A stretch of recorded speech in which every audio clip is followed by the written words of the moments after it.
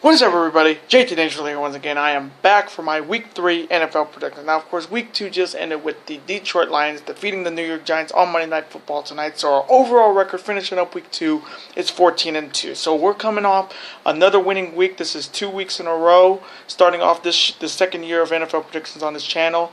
And definitely, Week 2 was a big-time success. So hopefully in these Week 3 predictions, I will continue the winning streak. Hopefully. Now, before I begin, I do want to thank you guys so very much for watching last week's Week 2 NFL predictions on the channel. Of course, you guys got it to 550 views. You guys super kicked that like button 11 times on that video, and you guys nearly had 70, or not even nearly, you guys had over 70 comments on that video. So again, thank you guys so very much for commenting your opinions. Of course, representing your teams. I saw a few Texans fans, Dolphins fans, Jaguar fans, Buccaneers fans. We saw a lot of Florida teams in the comment section this week. So again, thank you guys so very much for commenting in my Week 2 NFL prediction. And hopefully we will see you again. We will see you guys in the comment section in this video.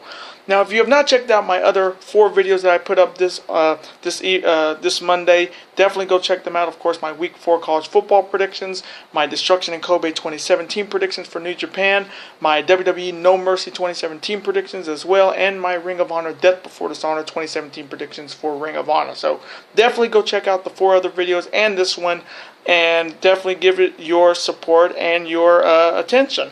Now, we're at 170 plus subscribers strong on the channel, so I do want to thank you guys so very much for supporting the channel. Of course, if you're new subscribers, thank you guys for super kicking that subscribe button, and welcome to the Dangerous Lions. It is great to have you.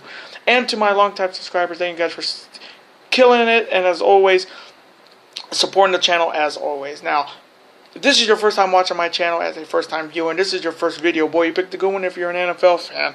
Welcome to the Dangerous Lions. I'm JT Dangerously, and welcome to the club, because this club is just to...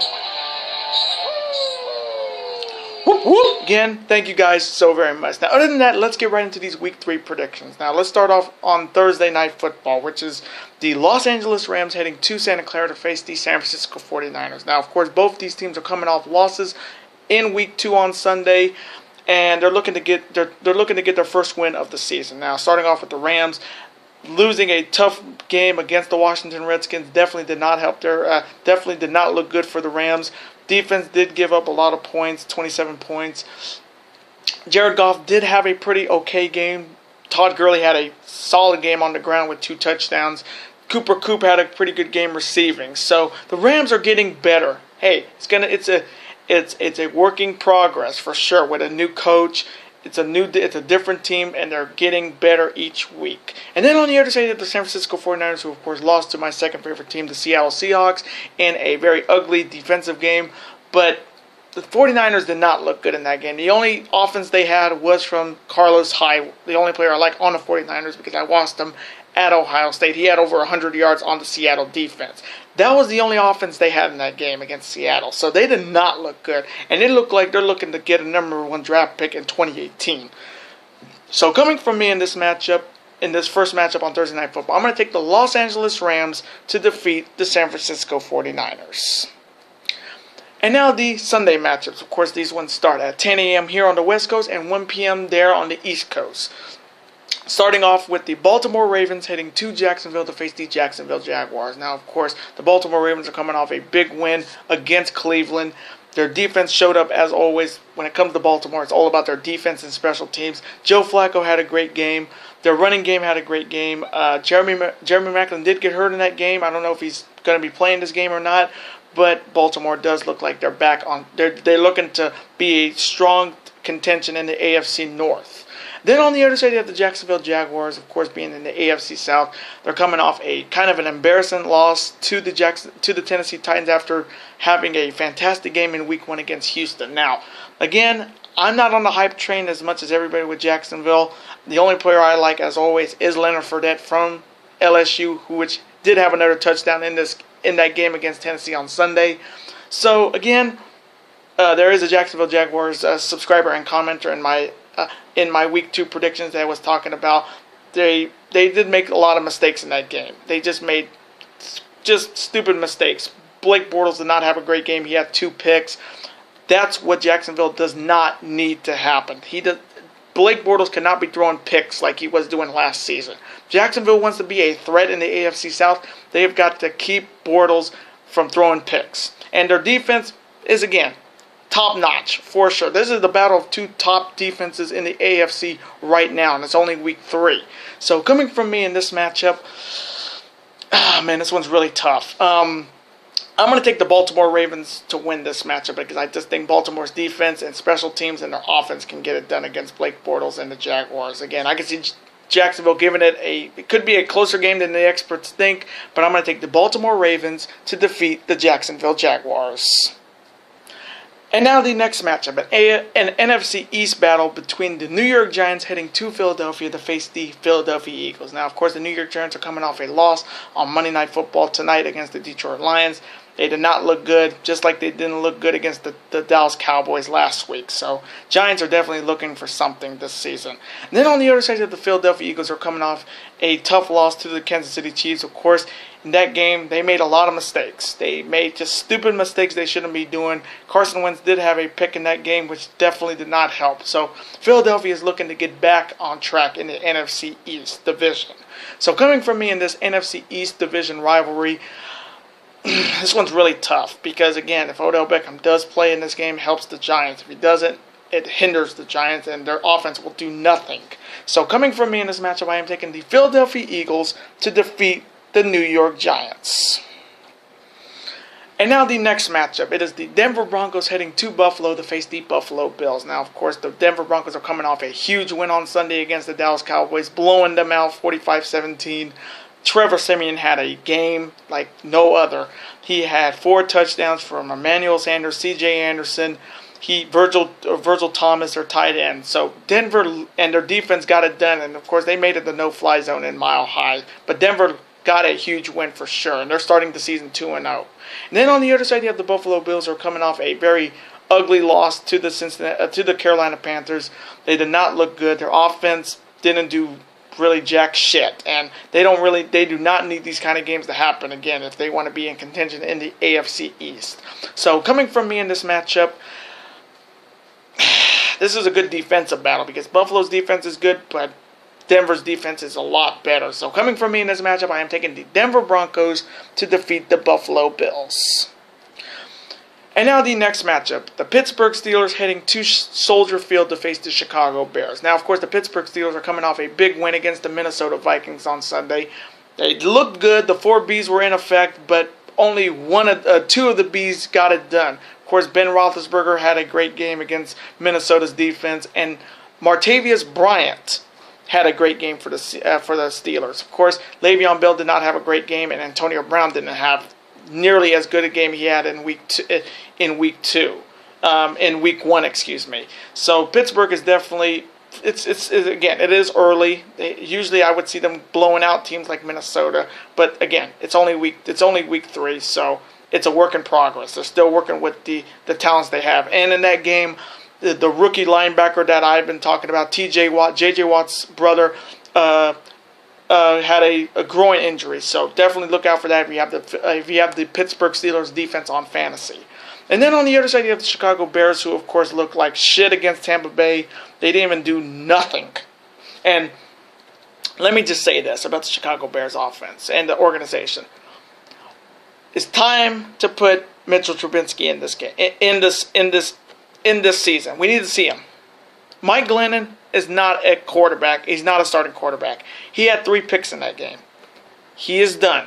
I want to see Mitchell Trubisky, and it's going to be Trubisky business. Let's just see him. Let's see what he can do. I mean, it's not gonna hinder your season if you don't try off this rookie that you guys put all the house on in the second pick of the NFL draft this year. Deshaun Kaiser starting, Deshaun Watson starting for Houston.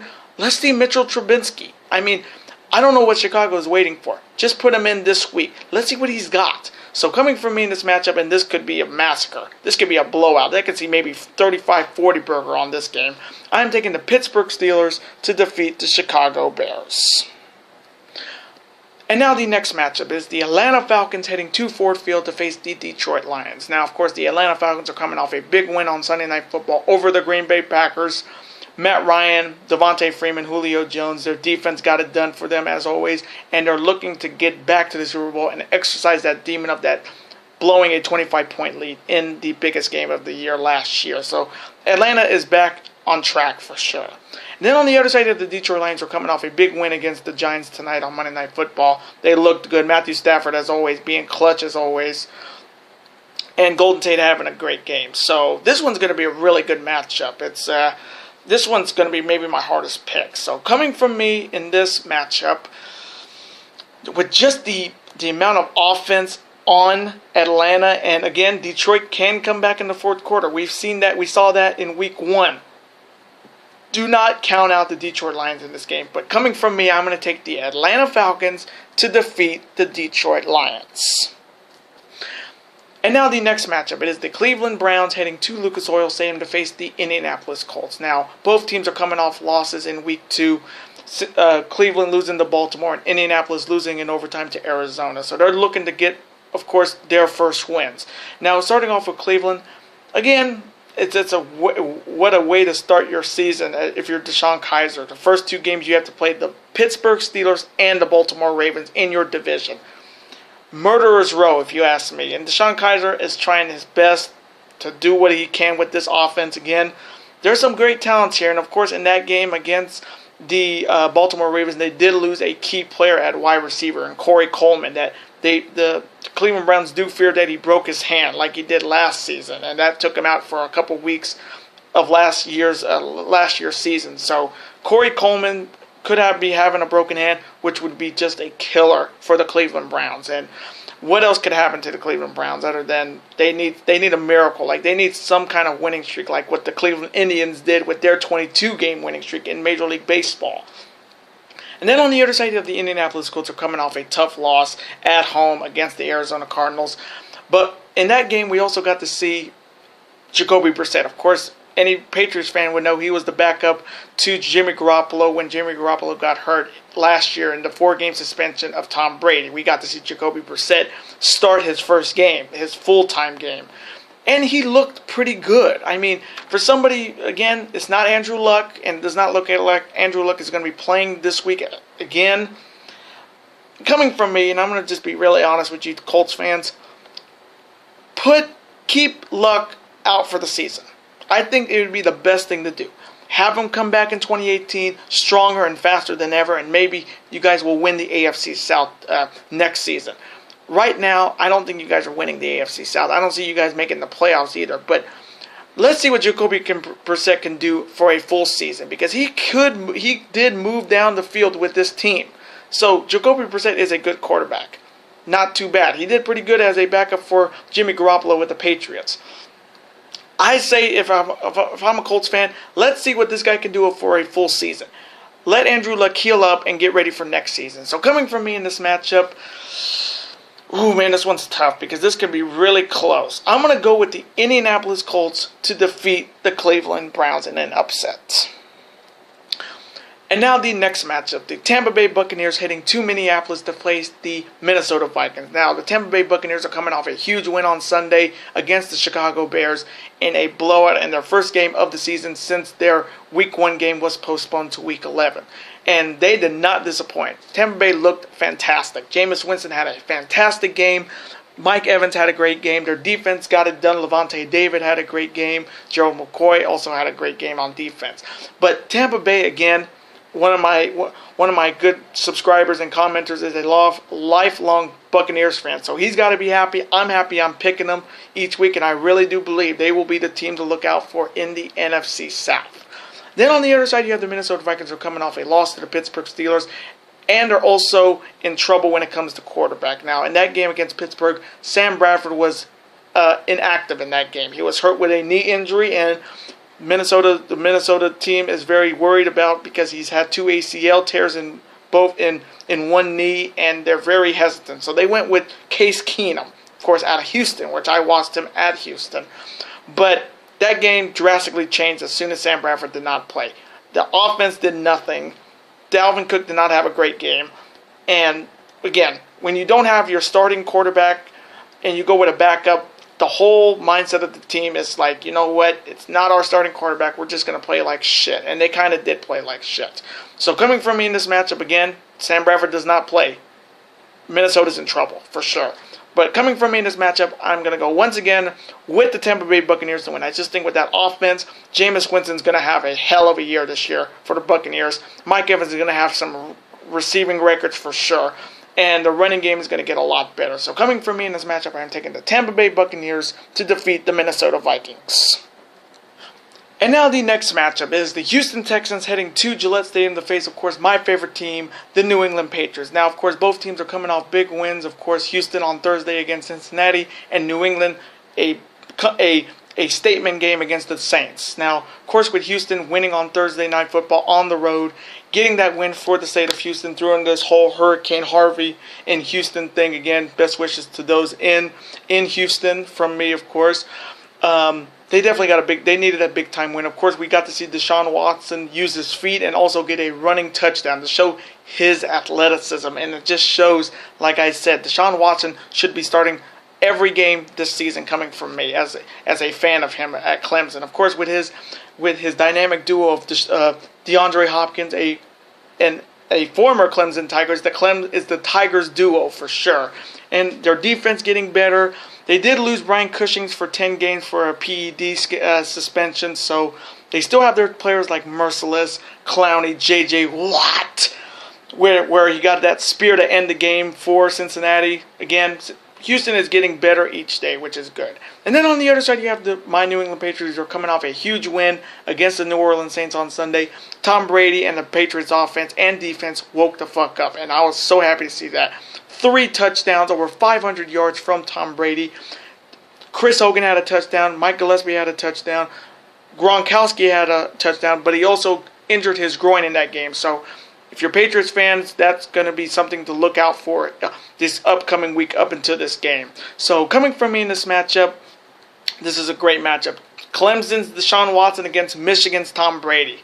Need I say more? This is going to be a great game. So coming from me in this matchup, I'm taking my New England Patriots to defeat the Houston Texans.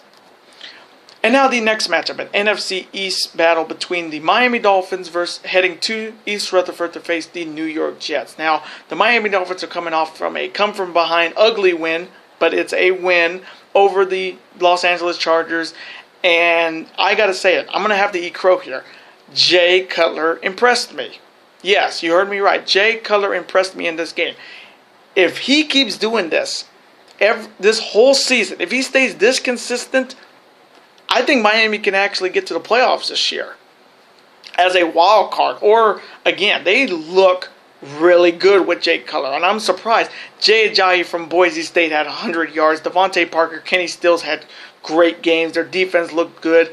But Jay Cutler, I'm begging you, if you keep this up, you're going to make a lot of Dolphins fans on my channel really happy. And it's all about fins up for sure. And then on the other side, the New York Jets are coming off a blowout loss to the Oakland Raiders. Again, the Jets are looking for draft picks. They're going to be bottom of the barrel in the AFC East. So I can care little to less about the Jets. So coming from me in this AFC East battle, I'm going to go with the Miami Dolphins again. I like to see Jay Cutler do it again. What he did against the Los Angeles Chargers. I want to see him do it again.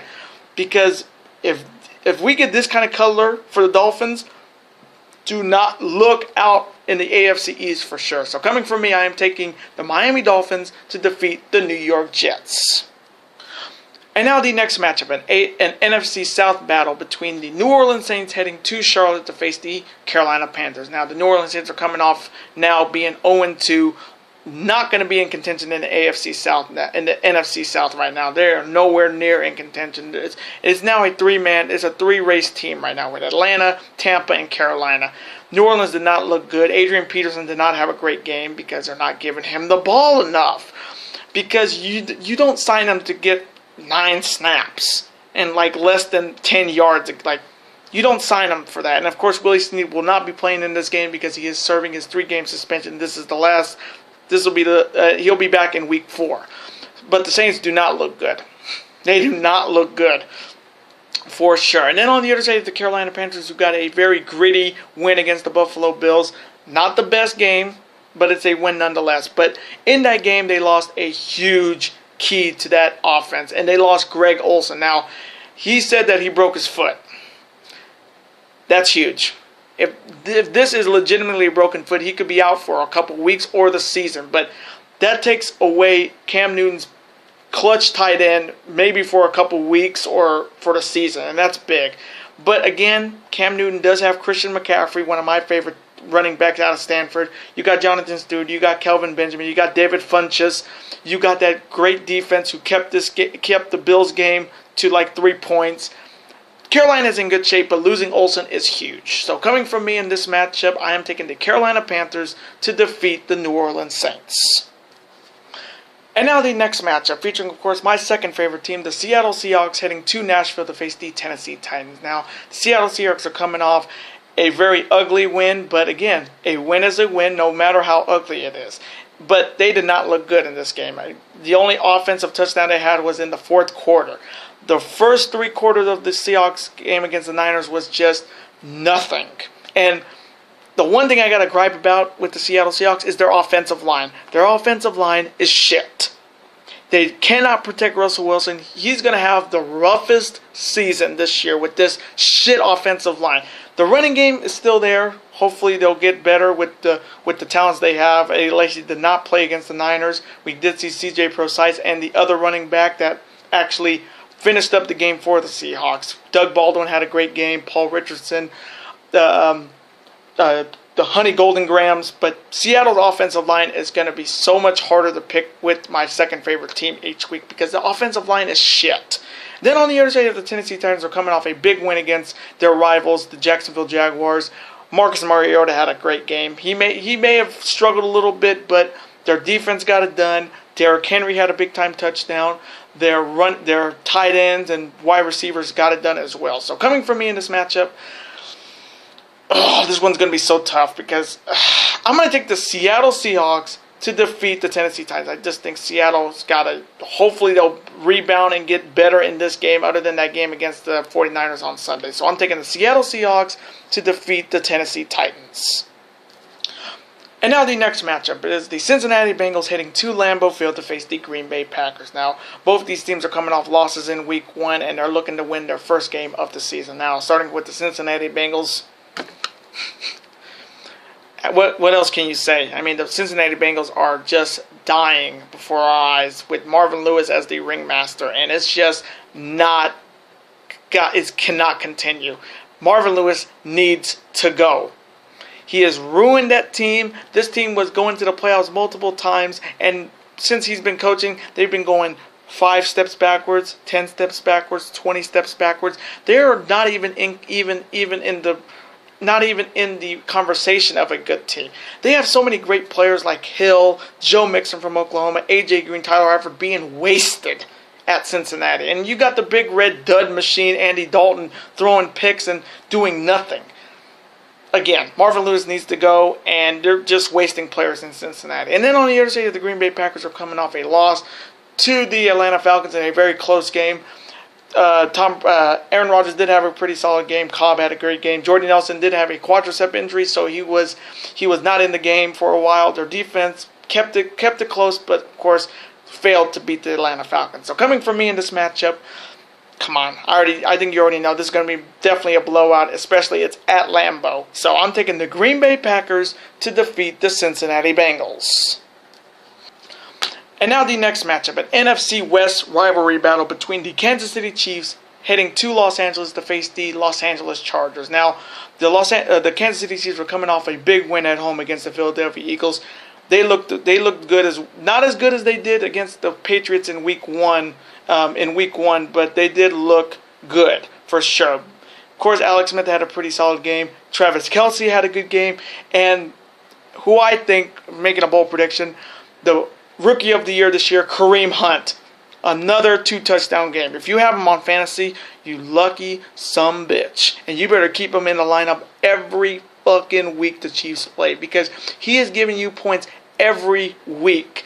This kid is something else out of Toledo. It's something else to see. And then on the other side, the Los Angeles Chargers are coming off a heartbreaker loss to the Miami Dolphins, and it's all because of one person. And let me talk about that person. You know what happens when your kicker misses field goals that that could have won you 2 games to start coming into this game, and he missed them, shanked them? You know what happens to that Los Angeles kicker?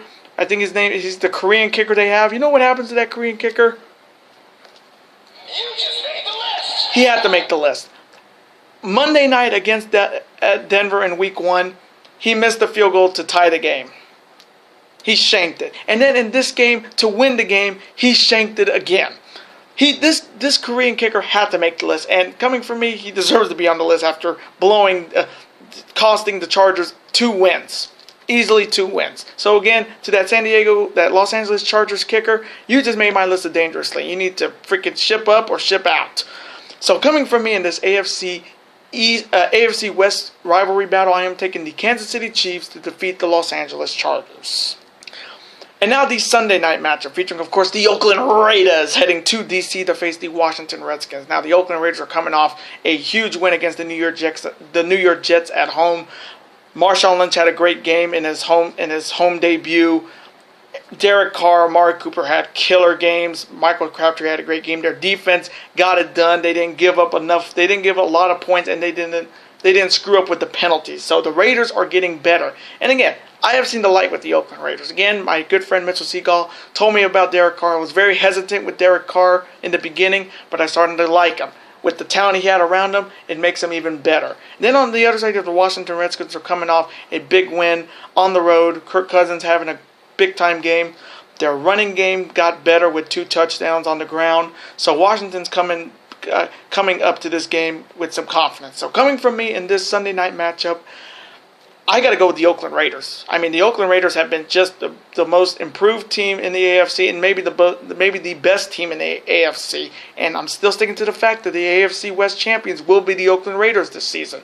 So coming from me in the Sunday night matchup, I'm taking the Oakland Raiders to defeat the Washington Redskins.